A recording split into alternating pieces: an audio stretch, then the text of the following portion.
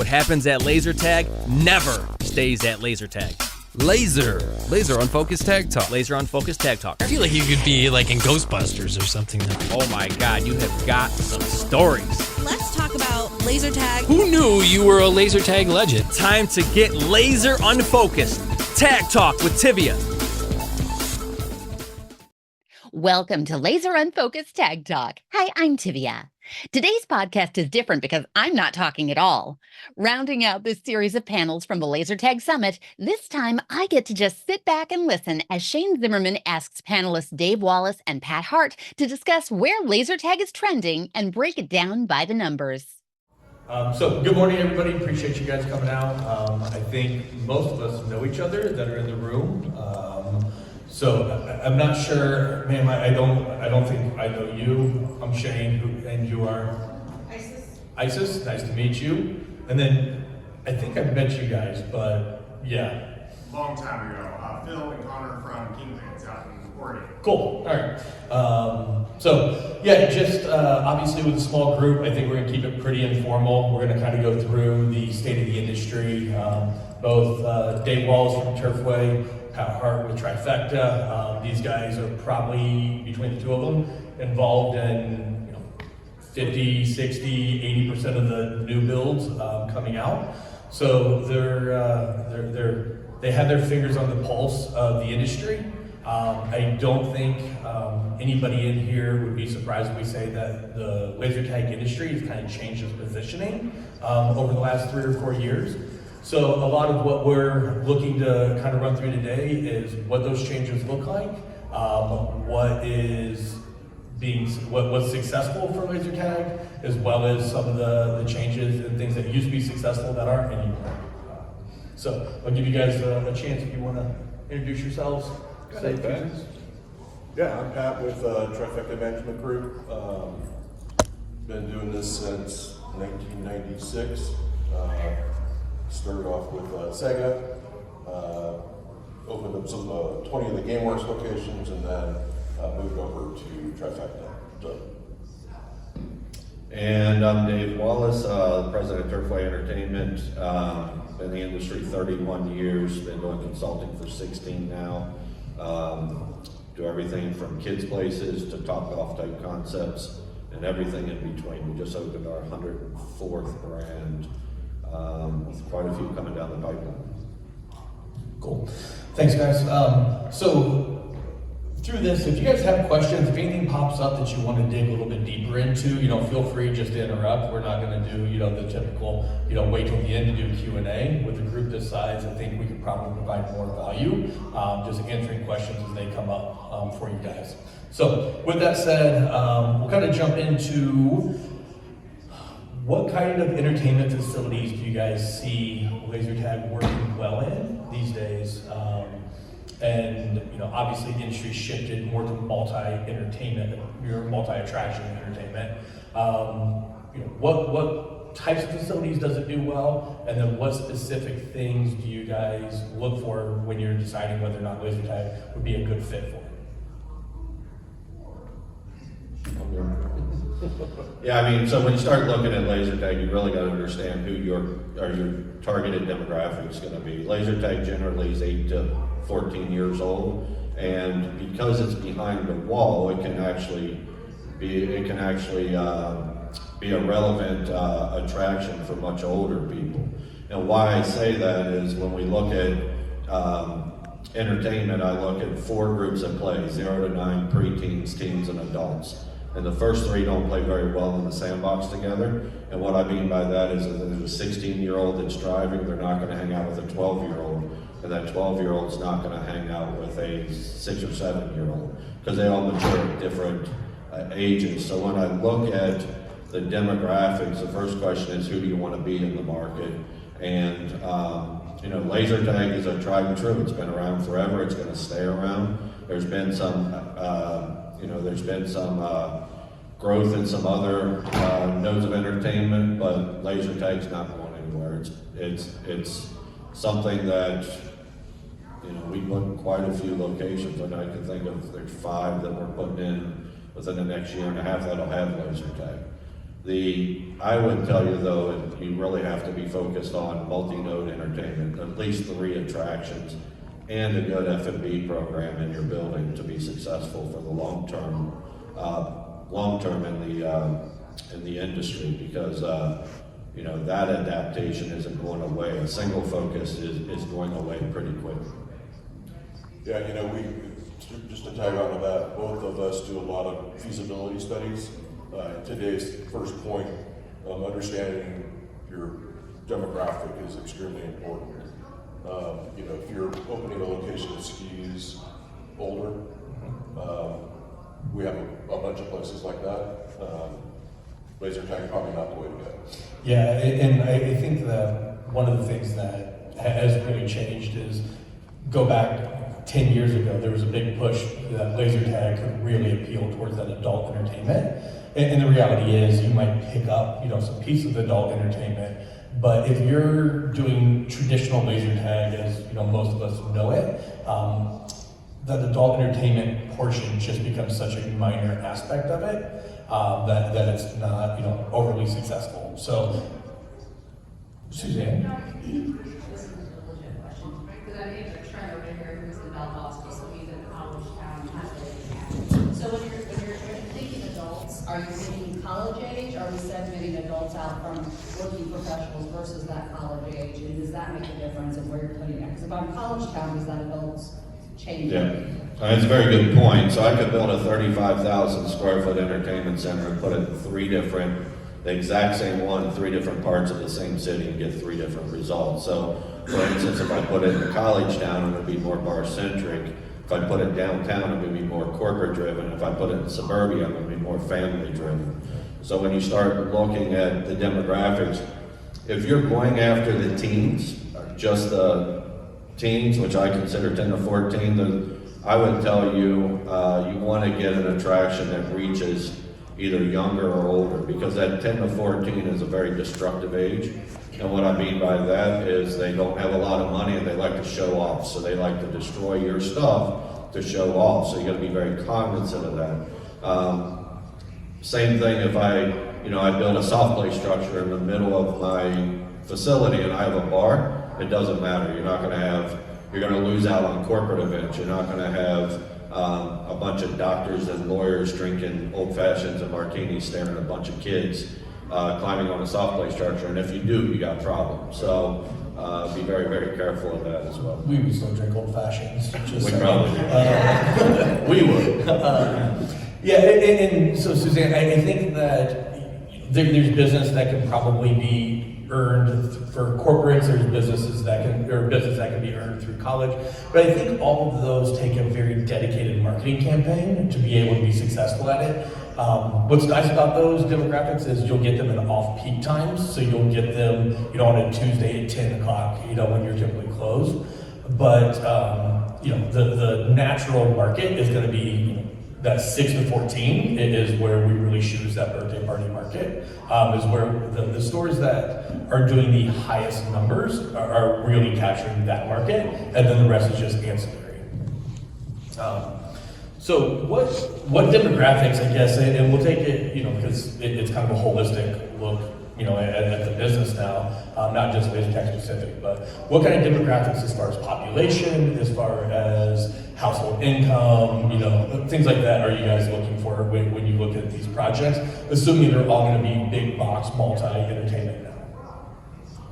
Yeah, for us, we look at a lot of different things. We really targeted on the demographics and what's missing in the area.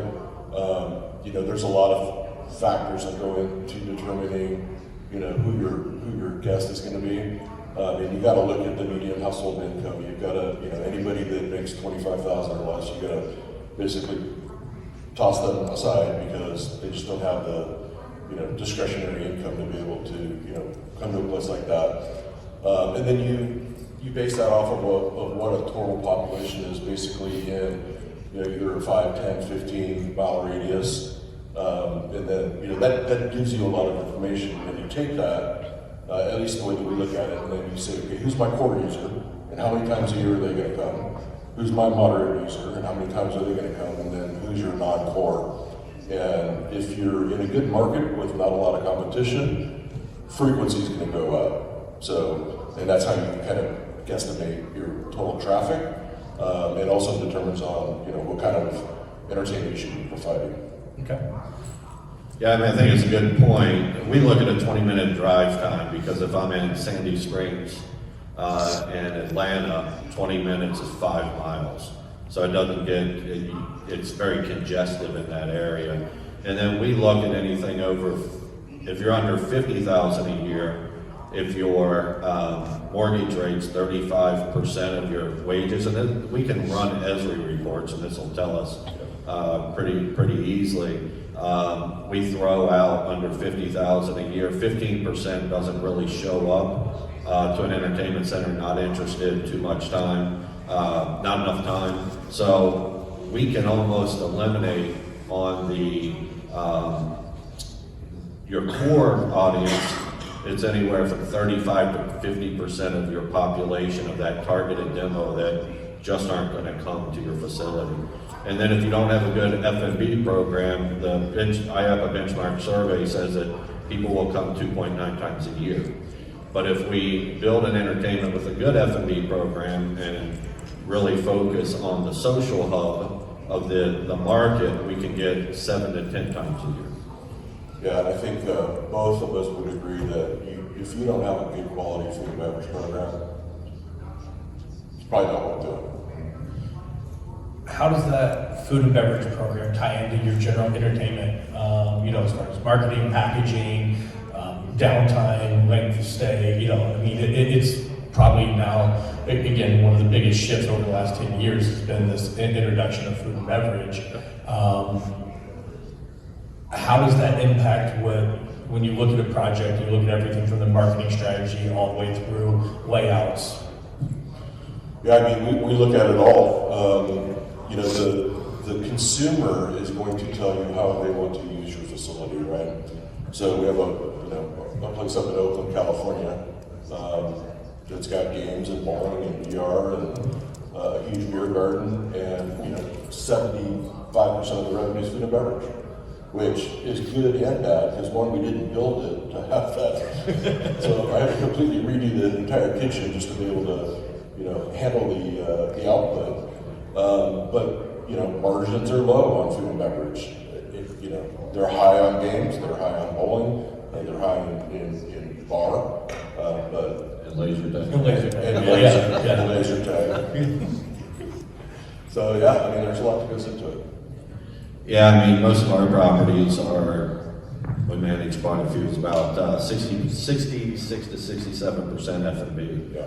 Because you're leveraging the F&B against your entertainment. That's what drives top line sales. You get a more relevant opportunity because everyone has to eat. They don't have to be entertained. So people go to an entertainment center, like I said, 2.9 times a year, but with an F&B program, 7 to 10 times a year. But you also got to be cognizant of the fact that people don't go to an entertainment center to eat. They go to be entertained, and while they're there, they're going to eat if your marketing campaign is set up correctly. And you have good food, and the aesthetic appeal of that food's there because people eat with their eyes as well. Just don't throw a bunch of crap on a white paper plate and think that people are going to buy it. They're just not. I mean, we're a foodie nation. Everything you look at social media, swiping up and down, left, right, wherever you swipe, everything, it's the best looking people in the best areas. And that's the expectation, and everyone's been to a main event, Dave & Buster's. The majority of people, and that's the level of standard. You don't have to put that much aesthetics into it, and they have their own issues. But when people see it, that's what they see, and you need to live in an environment like that. So even on laser tag, making sure you're well themed in that laser tag, and it's very immersive is critical as well. Are there operational things that you guys implement to try to increase revenue? An example that comes to mind is we implemented where you could never buy back-to-back games of laser tag. So you go in, you play your initial game, and then we force a 20-minute downtime, and then you can go and you can play your second game. When we did that, we saw a huge jump in our F&B sales. We saw a huge jump in our arcade revenue. So, obviously that's one thing from a laser tag perspective.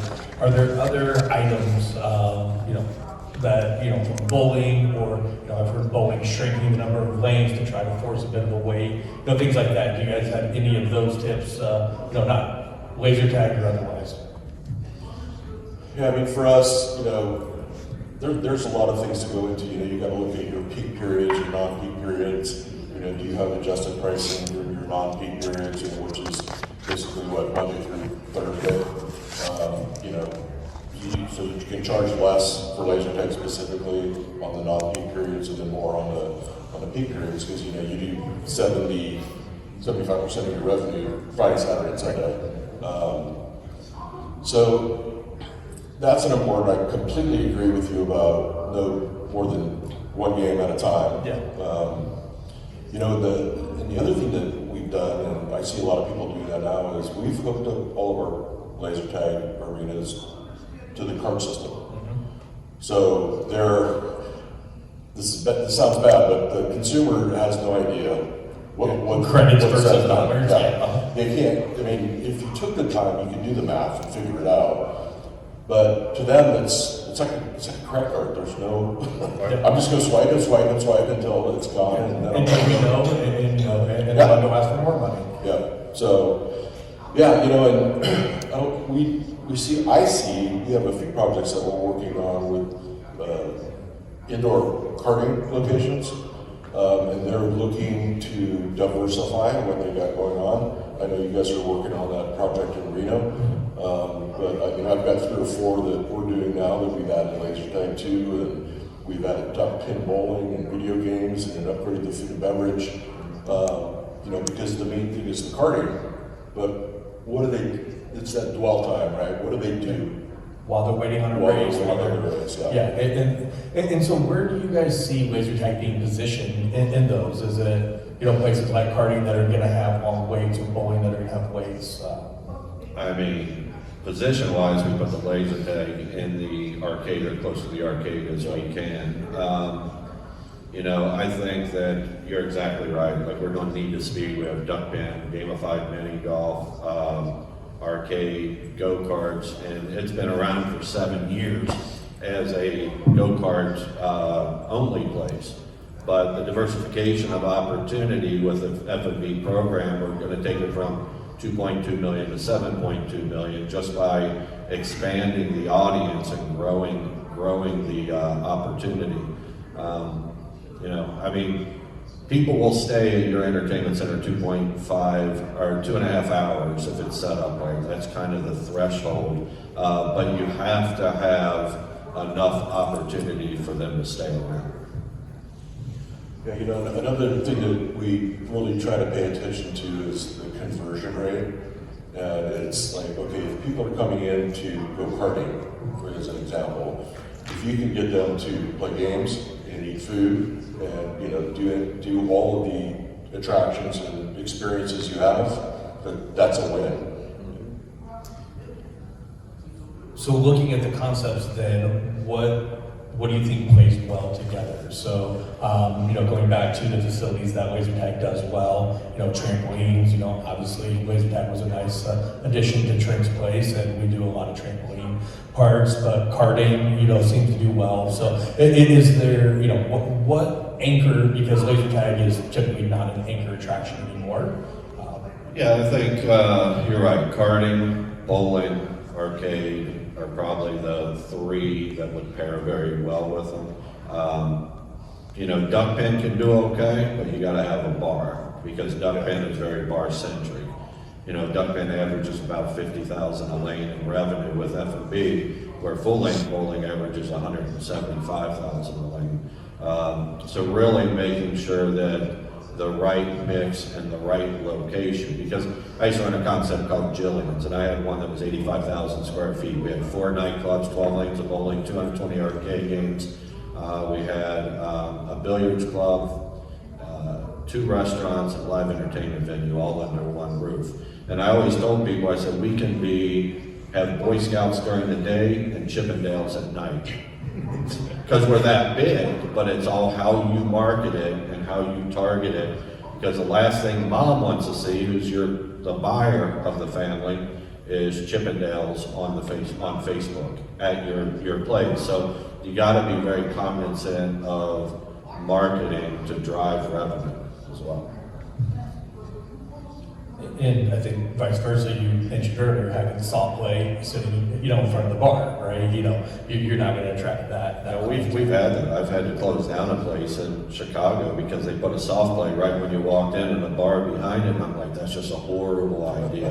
Horrible idea. Well, we want to do it anyway because we want to appeal to the kids and the adults are going to drink that. So it's not going to work the way you think it was going to work. And we've only lost 3 properties out of the 104. That was one of them because they just decided they're going to do it. You got to take your heart out of it and put someone's head into it that's been in the industry.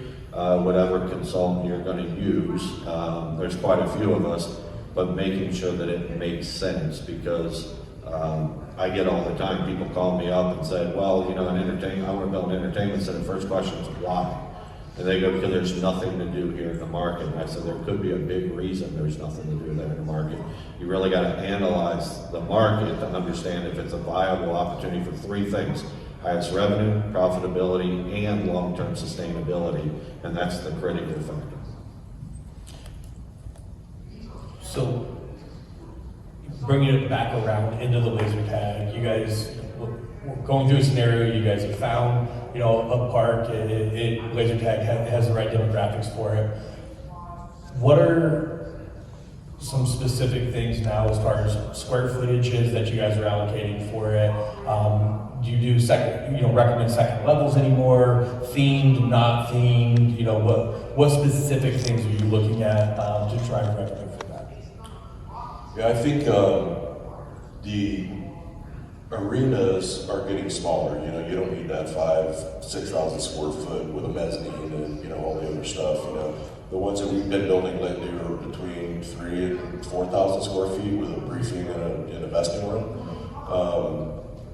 But there's a lot of new cool stuff coming out, like what Creative Works is doing with the briefing area. Before it was a monitor and about it. Yeah, and for anybody that doesn't know it, it's basically it's a thematic briefing. So this has been one of the things that we've seen. Andretti kind of drove it initially, but everything is $ per minute in value, right? It is how we do our pricing models. And so rather than just having your standard, generic learn how to play video, you walk in and you have media walls. We've tied in a custom briefing video that is themed to the experience. We've tied in all the lighting effects, great sound system. So we've really made that more the entertainment side of it. And Andretti's took it from an $11 per game price point to a $14 per game price point. And I look at their numbers. They're still rolling at 12 to 15,000 plays a month. So that $30,000 investment paid for itself. In the first month. Easily in the first month. Yeah, and that's what starts the whole experience. Is we're talking about briefing room, and as long as you can deliver from the briefing to the vesting to the actual arena.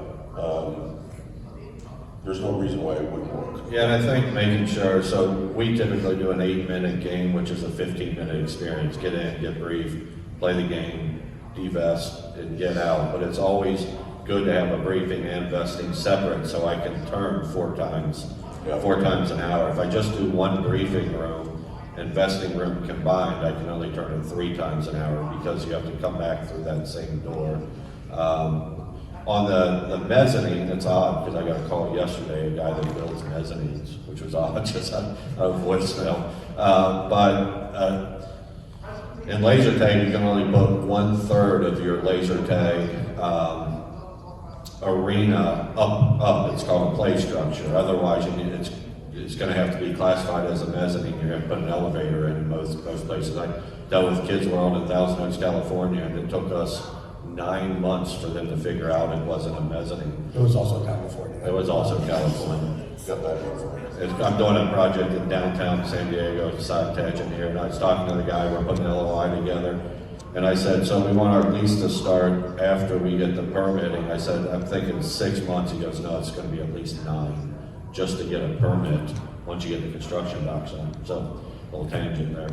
But the steel mezzanine, 800 square feet right now, is running about $160,000.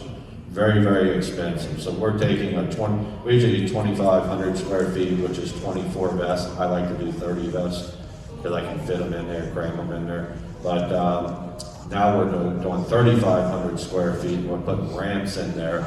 So kids still have a multi-dimensional play area. I don't need to sprinkle underneath it, and it has a cool effect. I just need to take another 1,000 square feet to do it. Yeah, and we're doing the same thing. I stopped doing steel mezzanine years ago because it's so costly. And you can get the same effect, like Dave said, with the ramps and that are made out of wood and stuff like that. But at the end of the day, it comes down to how many dollars per square foot are you generating out of this thing. So these 6,000 square foot arenas, when you break it down, I mean, you could put 10 video games right there and quadruple your income. Yeah, 100%. And it's that balance, right? Because if you just fill up an entire room with nothing but video games, then no one comes in. You have to have the attractions to get people in. But once you have the attractions, nobody says is a 3,000 square foot laser tag or is it a 10,000 square foot laser tag. It is just laser tag, and so you still book the parties, but then you can leverage that additional space in other attractions. And I still think, laser tag, like when I look at a market, we did 85 studies last year, so we did quite a few of them. When I look at a market, I look at, if I'm in suburbia, laser tag's gonna be in there. If I'm downtown, probably not, because I'm going after corporate events. And it can still do well with corporate events, but it's a very, very narrow path versus if I'm doing a birthday party with laser tag, it'll do very, very well. I can do a lot of birthday parties that way. I think it depends, perspective's everything, right? So it depends on what very well is, with corporates, you can generate, $100,000 a year in corporate events. That's great for corporate events, but you need the other $500,000 a year for birthday parties to make it successful. Yeah, because it'll just sit there empty if I'm in a bar-centric type area that's not going to get a lot of throughput. Suzanne. That's my wife. From a labor perspective then, one, I guess I want to know what labor is, but then two, to Pat's point, if I have the swipe card on there, would it be advantageous to bundle that into if I do a 2-hour play pass in my arcade, do I bundle in the laser tag at that point too? Am I making people mad because they're standing or waiting? Are we able to turn it up to make it look like it's a good value? Am I making money from that, losing money with labor, or what have you? Very good point. It all depends on throughput, though, because the last thing I would do that on the Monday through Thursday. We like to do a lot of deep discounting. We never discount food, but we'll discount alcohol and attractions. And the reason being is food's expensive. 20% labor for kitchen, 32% food costs. So you're already at a 48% profit. Not necessarily profit because you got repair and maintenance, electric, so on and so forth. And if you screw up one item, you got to make it again. So now you add another 32% to it. So doing a good discount Monday through Thursday, where it's $25 unlimited play, or tying it in with a game card, if you don't have a ton of traffic, perfect. So you're constantly giving a perceived value to the guest during that time and driving a lot more traffic. How many of you existing operators have the card swipes on the wall to where you do everything? Yes. Do you charge your laser tag a la carte, or is it one price at the door? One price at the door. Okay. But you can use an arcade card, or you can specifically buy the laser tag game. Either way works. Gotcha. Do you put it on the card? Is it a token on the card? Yeah, so we do it as a token versus credits. Yeah. But credits work too. Yeah. So that's worked well for us. There's a lot of systems out there when it comes to game cards, like we use Brunswick for our bowling, and they have a point of sale system called Sync. And then Roller's getting ready to have a full integration, as well as Cubic through Square, full integration with Intercard. That's what we use. And that game card can become very, very powerful, because not to get too far into games, I do a 10% bonus on $10, 20 on 20, 35 on 50, and 50 on 100. The bonus can only be used in the arcade, but that cash card can be used everywhere. If I want to buy laser tag, if I want to buy a beer and leave a tip on it, I can do that now as well. Why we did that is to incentivize the consumer to buy up. And then we know, looking at our data, that 18 to 24% of that game card never comes back into the building. So they say it's a great deal, but there's an attrition rate on that money, like a gift card that will never walk back in your door. So $20 out of 100 you're getting for free. Do you allow the bonus to be used on attractions? Like, can you use bonus on laser tag? In most cases, we don't, but you can for sure. I just want to make sure that Friday to 5 to Sunday to 5, I'm getting as much full retail, because we stop our birthday parties at 3 o'clock Saturday and Sunday, because that's your busy time, and every birthday party, even though it's $300, $400, $500, is discounted at about 30% by the time you build the package, and I'd rather have full retail all the way through. So that's perfect lead into my next question, though. Revenue allocation. So we know that laser tag absolutely kills it with birthday parties. You say I have birthdays, you're going to get every 6 to 14-year-old boy in your market that's going to want to have their birthday party there. So many times when we're talking with people, when we look at the revenues for laser tag, they move money around, from that birthday party package. It's, $300 for that birthday party package. How do you guys allocate the revenue for for the attractions that they're doing versus the food versus the party room? Yeah, I mean, we do exactly that. So, we have these packages, and, it's food and pizzas and soft drinks and a game card and, a bunch of different things. So what we do is we just look at, going back to that conversion rate, if you're looking at somebody that comes in and does all of those activities, how much do you allocate to each of the different things? A lot of people just bring it in as group sales or party sales. Yeah. And then they call me and say my laser tag's terrible. Or my food cost is 70%. Yeah. They're not calculating. Or 20. Yeah. Yeah, because they just bring it all into food sales. So you've gotta split up that revenue and allocate to games, into laser tag, into bowling, and then obviously you gotta cover your cost of goods on food. Right. Yeah, we don't discount food or soda Right. ever. I mean, that way we could, because we require our managers to do an inventory every single week. Yeah, we do. And if I have, let's say I'm going 10,000 in food sales, I do 40,000 a month, and I'm off 5%. If I only do it once a month, I lost $2,000, and I have no idea where it went. If I do it every week, I can manage the shrinkage, prep, everything else, week by week, and get that number down, because take that 2,000 over 12 months, it's $24,000 a year that's just wasted because we didn't do inventories correct. Yeah, and then you're surprised at the end of the month. Yeah. Oh, what's my food cost for? Right. Yeah. What do you guys budget now for your startup on your laser tags? Well, that's a very good question. So when we do utilization rates on laser tag based on the times that you're open. So Monday through Thursday, 5 to 8:30 is your peak time for laser tag. Friday through Sunday, Friday 5 o'clock to about 10. Saturday all day, Sunday all day. And then we say, what's our price going to be in laser tag? And then let's say it's $12. Well, we take 30% off that number as our real number, because you're going to do birthday parties, giveaways, charity events, and you're not going to make a lot of money, discounts, promotions, stuff like that. And then we do a utilization rate against peak opportunities, like from 5 to 8:30, every 15 minutes I can do 24 vests. Monday through Thursday, you're only going to get about 5% of that in revenue, but Friday, Saturday, Sunday, you're going to get 30, 35, 40%, or 30, 40 on Saturday and then 30 on Sunday. And it'll calculate out for you what your anticipated revenue. Now, it depends what you have in the building. If I'm just laser tag and arcade, and I have a high throughput because I have a high density in the market for my target audience, laser tags can do $1 million. Yep.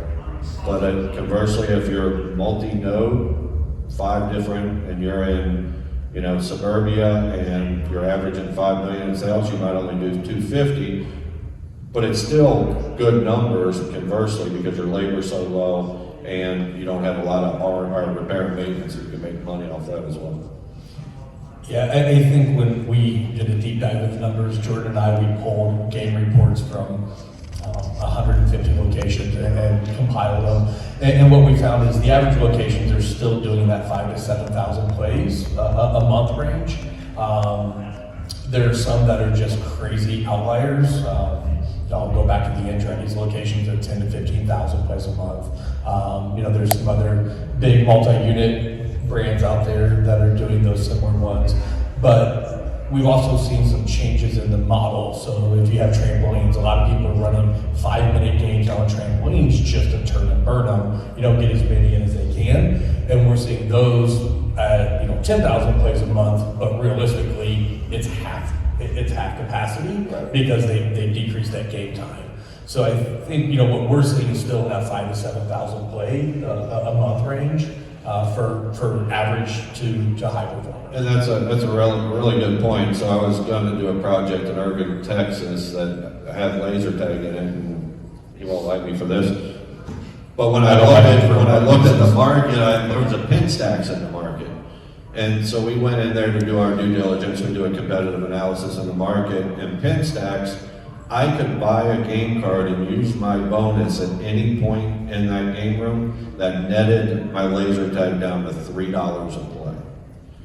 So when you're looking at $3 a play, you better have some high throughput because it's not going to add up very quickly.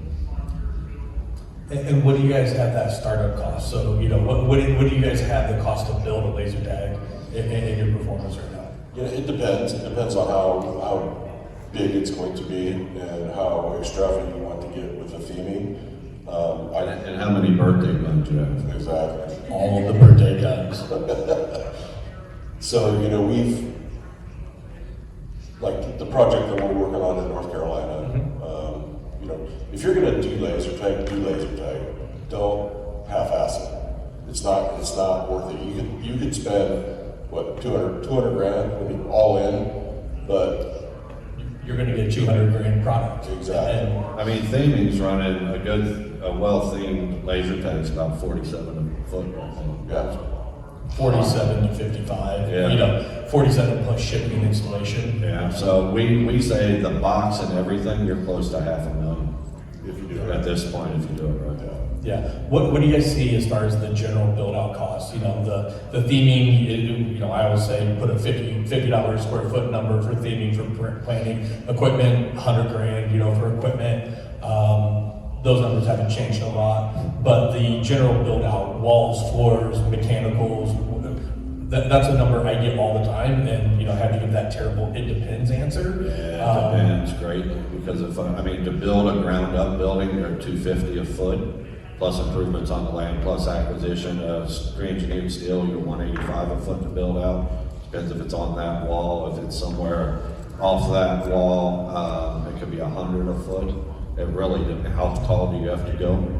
I mean, if I'm a 40-foot ceiling height, that's a lot of walls that you got. So just pull a little bit of math back out, knowing that on a 3,000 square foot setup, you're probably 150 grand in arena, 100 grand in equipment, and then you're budgeting 500K for it, so. Yeah, 500 total. Yeah, all in for the general, general construction and stuff. That's for 3,500 square feet. Yeah. Well, so you're $75 a foot basically for improvements. Right. Does that feel about right? Yep. Okay. And so 500 grand, normally then we're probably still looking at anywhere from a 10 to 14 month ROI on the laser tag. Depends on the market. Yep. 6 months, all right, while I'm trying to look through what we haven't talked about, do you guys have any questions? What's the sweet spot? You mentioned 7 to 8 minutes games per play. Just because you want to put it in my face. You mentioned 5 minutes as a quick turn.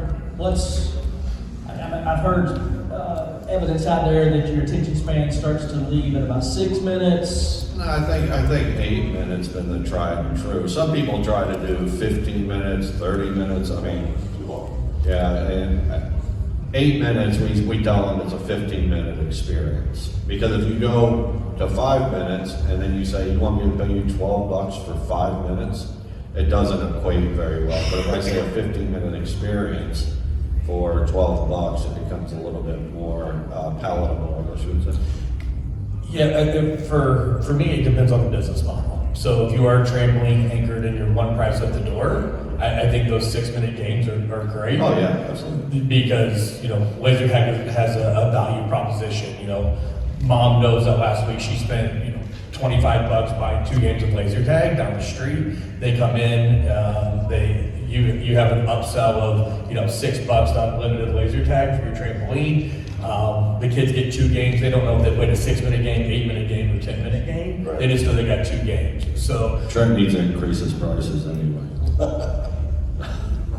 yeah. Yeah, we never, as actual playtime in the arena, we never go above 8. Yeah, I think and that's probably a shift in the market as well. When we all got started at this, 30 years ago, people had an attention span that was slightly longer.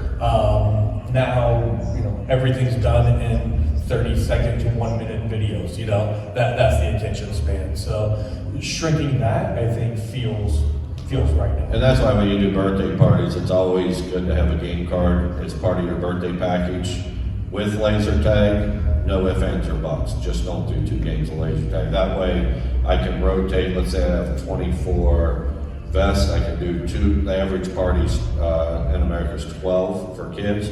So I can do 2 parties, take off 20 minutes, or then they come back to play and they have that game card in between to go play games. And you can increase your check average up considerably. Yeah, it's a fine line you're walking there with birthday parties and timing versus the transient business. Yeah.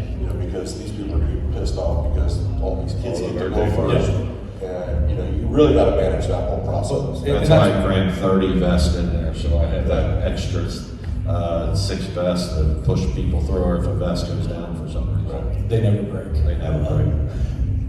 No, we don't want to talk to you. Brittany. What are your thoughts on dual level laser tag, and are there any permitting restrictions when you're doing 2 floors versus a mezzanine? So the question is, what are the feelings on 2-floor laser tag, and are there any permitting issues associated with this? Oh yeah, you can run into all kinds of permitting issues. I mean, depending on where you're at. Seismic issues if you're out in California or the West Coast. Yeah, like I said, we fought forever to get that 2nd floor mezzanine in, and at Kids World, it took 9 months for them to really understand it. You got to think that when you look at that their thought process in a lot of cities is, well, if it's not a laser tag, you close down and someone else buys it, they're going to treat it like a 2nd floor. And then if you have a 2nd floor, in a lot of municipalities, and every municipality is a little different, they're going to require a lift or an elevator to get up there for ADA. So there's some battles you got to go through for sure, but if you got a good civil in the market and you have someone like Creative Works is good at explaining, why they do a 2nd level and, can point out all the ones in the market that have a 2nd level without a lift, that percentage. Yeah, a lot of cities are all becoming the same now. Before we could classify it as a play structure or FF&E or whatever it is, but a lot of them are changing all that, and they're looking at it as a structure, and you got to do fire and all that. And every fire marshal has their own rules. Yes. I mean, there's dedicated rules.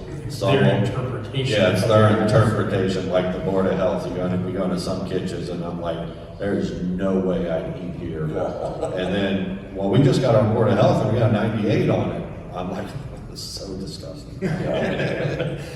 All right. So Adam gave us the final countdown here. So there's a question right here. Okay, perfect.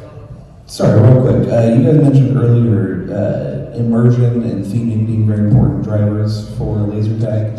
Have you found staffing goals with your immersion to make sure that the immersion stays throughout the whole experience? Are you staffing team members specifically for laser tag or hiring specifically for laser tag? We have a mix. Our team is covering the whole arcade, laser tag included, and I have found some issues with keeping that immersion going because they're distracted by other things. I think immersion needs to be automated. You'll have a percentage of your staff, you'll have those, show choir and theater kids that are fantastic at maintaining that immersion.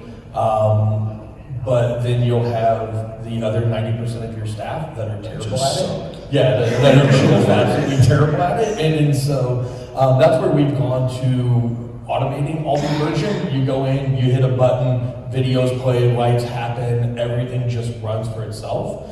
And then even when we get into the arena, I'm not even a huge advocate to running, 30 different game types and things like that, because it just doesn't happen. I think realistically, it's been more manufacturer sales pitch on, running all these different game formats. They do happen, but they happen off peak and they're not a major business driver. So when I look at automation, when we get into the arena side, it's going to be flashy lights on props that people are going to say, oh, flashy light, shoot flashy light, and now we're going to trigger light, sound, fog, different theatrical effects and get these Easter eggs. But if my staff has to explain something, it's not going to happen. It's not going to happen, and you've broken that immersive environment. So that's right. The same analogy. I mean, people are very simple. Same analogy with free roam VR. Went like this because it was very exciting, and went like this because you have to explain what's going to happen in this box. And when you start looking at it, people don't want to. I know if I take that VR and put it in an arcade with Calm Storm, you got Godzilla, you got a couple other ones. It does very, very well because it's part of an arcade. It's a swipe and go. But as soon as you have to try to explain something, kids suck today. They don't want to work. And we can all say our kids are the greatest. They're just not. They're making way too much money for what their value is, and I don't think that's going to change. So automation is definitely a good path to go. Yeah, that's been a big focus, over the last 5 years. Really all you need now is somebody to click the start button. Yeah, definitely. Now, with that being said, I have seen, like Royal Caribbean, we do the laser tag on board their ships. And they literally have people that get dressed in full costume, and they're very committed to that experience, but they're Royal Caribbean and they can. It's an entire boat full of actors. Drive them on a boat for a week. Yeah. They're a boat full of actors. That's what their whole staff is. But for the FEC, hit button and go. We've done everything we automate, the initial interaction to try to get the guest attention to watch the video. I was at a big brand doing a secret shop, and I went into the vesting room, and there's like 40 of us in there, parents, kids, everybody, and the game attendant grabbed a whistle and just tweaks this whistle in this little tiny room, and you just watch every parent just like, what just happened? And they couldn't get the crowd to quiet down to watch the briefing video. So we went and we got a touch panel that now tie into your briefing TV that says, ladies and gentlemen, you hit number 1 and we need you to direct your attention to the TV. You hit 2 is we urgently need you to do it. And then 3, start your video. So whereas 20 years ago, we were worried about taking touch points away. Now I'm worried about allowing our staff to have touch points. And so I think the industry has just accepted more automation in general. All right, so we got about 10 minutes. Does anybody have any other questions? I really can talk about it if you want. No. Adam needs the steps. I feel like you mentioned earlier, are you putting open play in with your birthday parties? And if so, is there an age restriction of what you're putting in with that? Open play for laser tag? For laser tag, yeah, sorry. Yeah, I mean, our laser tags, we have 3 tiers of parties. So we have the bronze, silver, and gold. And the only thing that changes is what's included outside of laser tag. So it's 2 games of laser tag in each one. Some come with grab bags, bounce backs, all of them. It goes $10 game card, $20 game card, unlimited game card, no redemption. And then they all come with 2 slices of pizza, soft drink, and an ice cream cup. So the only thing that really changes isn't the laser tag. I mean, you can do, but the problem is birthday parties are in that Friday to 5 to Sunday to 5 window when it's your peak time. And if I clog this up with, unlimited laser tag, I might not be able to get birthday parties through, and then you're gonna really piss off them. Yeah. We did scheduling, so everything's 15 minutes. So birthday parties, first game was always top of the hour. Second game, that 15 to 30 slot was always open play. And then birthday parties were in the game room. 30 to 45 was birthday parties again. And then 45 to top of the hour was always open play. So we segregated our open play from our birthday parties, assuming we were running 2 birthday parties. I mean, we would sell them, but I'm not gonna run a game that's half capacity and force, open play. But as a whole, we were always completely booked with birthday parties, hour by hour. So we left those open slots to push open play.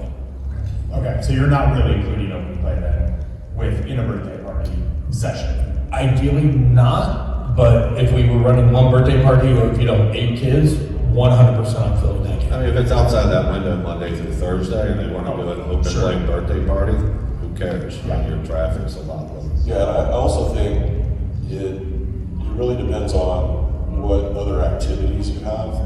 So, we have a couple of indoor-outdoor parks that we do, 8 acres with go-karts and bumper boats and mini golf and, all the stuff on the inside. So if you have enough stuff for the kids to do, then doing a open play would probably work.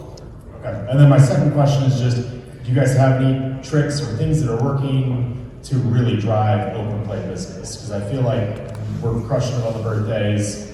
We get the events, occasionally. I think it's our open play that is like, even though we've been around for 5 years, we're not laser tag focused, we're bowling, centric. And so just telling people about it and driving that traffic has been a challenge still.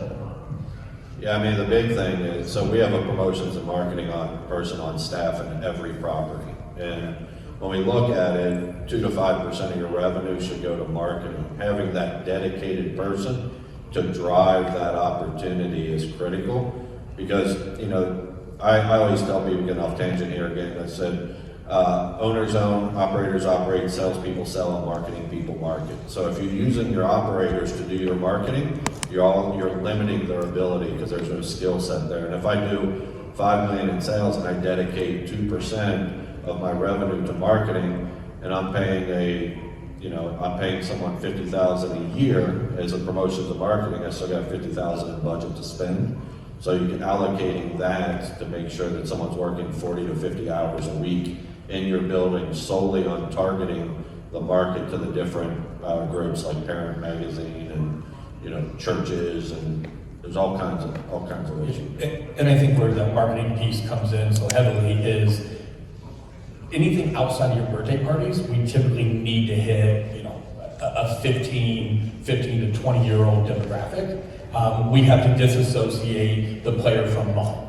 All right, that's the only, mom and dad aren't typically going out for entertainment on a Monday or Tuesday or Wednesday night. So we need to really market and target a group that doesn't need their parents to go out for that entertainment. So we had some really good success partnering with the high schools. Every Friday night we would always sponsor everything they had, and they would let us come in, and high school football was a huge thing for us. But they would let us flyer every car in the parking lot on Friday nights. They would let us, come in and, do the giveaways at, halftime of the basketball games. And so I think when we really saw a big boost in our walk-in is going to be our Friday and Saturday evenings. I think that's where we were able to move the needle the most. And that came very, very much through the high schools. We would hire people from multiple high schools just so they would start getting friend groups to come in from all the different ones. We would host, after proms, we would bring equipment to the schools, we would do job fairs. But yeah, the high school kids is where we were able to really move that needle. And a lot of it was working with their media department and getting into everything from their announcements to their school newspapers to, whatever they needed us to sponsor. And the hardest thing in today's world, like I said, operators trying to do your marketing for you, even though you say we're slow Monday through Thursday, get out there and find people. It's not their wheelhouse. They don't want to do it. You'll give them a stack of flyers and then they'll just go throw them in the trash and so they put them out. So it's really dedicating the different groups for their different expertise is critical. Shane, you got one more question. You got about 2 minutes left. Just real quick. So we talked about staff and automation. What's like a recommendation on marshals during gameplay? 1 to 20. So 1 to 20 is the ratio that for every 20 players, you need one game attendant in there. Now, in today's world, let's be honest, there's one in there. There's one in there, yeah. 90% of the systems are 20. And some places don't put any in there. We went to a property, I won't say what it was, and we brought our kids when they were younger, and there was 2 kids in there just hitting on these girls, hitting other people, because there was no marshal in there. So you gotta have a marshal in there. Yeah. But yeah, 1 to 20 is the ratio. On peak times, I say you need a half person. So we would always have somebody that came in to help with the turnover. They would help vest, de-vest, and then once the game went in, one person would stay in to watch the game. That person would then become a floater. So they'd go out, they're picking up trash, they're checking games, interacting with people in the lobby, and then they go back in to help with that turnover again. So, everything's very timed. It could also be your party host too. That can come in and help out, but don't be negligent against the mom that's paying the bill, because obviously they're the ones that's going to tip them. But yeah, they can move back and forth as well. All right, so we have 2 more minutes. Do we have any other questions? I'll do one. So, you did this to spend $500,000. You already did. Thank you. We appreciate that. We have a one-of-a-kind laser tag. We have a marketing person I think does a great job advertising, and then we have people in our building that come in and still, to some extent, don't realize that they have a laser tag because it's behind that door. And even the people that come a lot, even the ones like, I'm thinking about that, I talk to all the time. Have you seen our laser tag? No. Why not? It's pretty damn cool. What have you seen people do inside of the building to try to drive more play? Because I agree with you, once they get it and see it, they're going to play it again. But how do you get them in to see it? Yeah, so good question, Trent.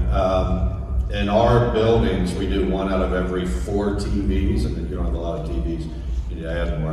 And it has a loop video of marketing. So you can put you don't want to show your laser tag up there, because a lot of people have cameras in the laser tag just for safety purposes, but get a bunch of people in there, film it, and then have that on a loop. You don't want to showcase it on a Tuesday when no one's in there. Entertainment's all about energy, so the more energy you can create, the more excited people get. So having that when they're buying laser tag or trampolines at the front door, you got that loop video with the price next to it, and a couple different spots where the parents are sitting, drop a TV there with that video looping as well. Yeah, we do that as well. If you put the laser tag back in the corner behind a bunch of games and all that other stuff, it's going to get missed if you don't have this massive signage over the entrance. One of the other things that we're actually doing is we're starting to put windows into the outer wall, so people can actually stand there and actually watch them play it, as opposed to standing up by the front desk watching a monitor. That's cameras on. That's exactly what I was going to say. The open concept is probably the newest trend in the build out. Windows are just doing completely open concept. That's the water arena. Well, I mean, we're doing a lot that are actually arenas, just full open, into the arena as well. Laser tag is the only attraction that we hide behind four walls. Everything else, you can walk in, you can see your bowling, your games, karting, everything you can see except for your laser tag. So we have a lot of people now that are just, they put a pony wall up to 48 inches. They put stools and they put a bar, like a countertop there. And then they'll drop a header down to 8 feet. And then we use black light cannons all on the outside so we stop the white light bleed into the arena. And parents will just post up, have a beer, and watch into the arena and watch the gameplay. So, all right, I think we're out of time. So, you guys can keep going if you want, but you're going to run into the next one. That's fine. That's fine. I mean, What's the next we'll see if they'll I throw don't know us what up. the next one is. Actually, I saw a laser tag that had a ropes course that went over. You went in the ropes course through the laser tag and back out. I thought it was A really zip neat. line or ropes? It was just a ropes course. Yeah. A zip line would be very cool. When we've done the ropes course, I don't want anybody above me. I don't know. I'm probably still. If it's a 40-foot ceiling. I'm 12 years old. I still like to spit on anything below me when I'm elevated. So I don't know. Well, on that note, let's just grab the hook and pull you. So, thank you guys. Cool. Thanks, guys.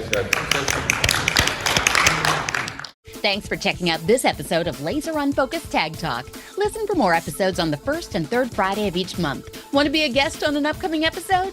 Find out more and follow my blog and website at TiviaChickLovesLaserTag.com.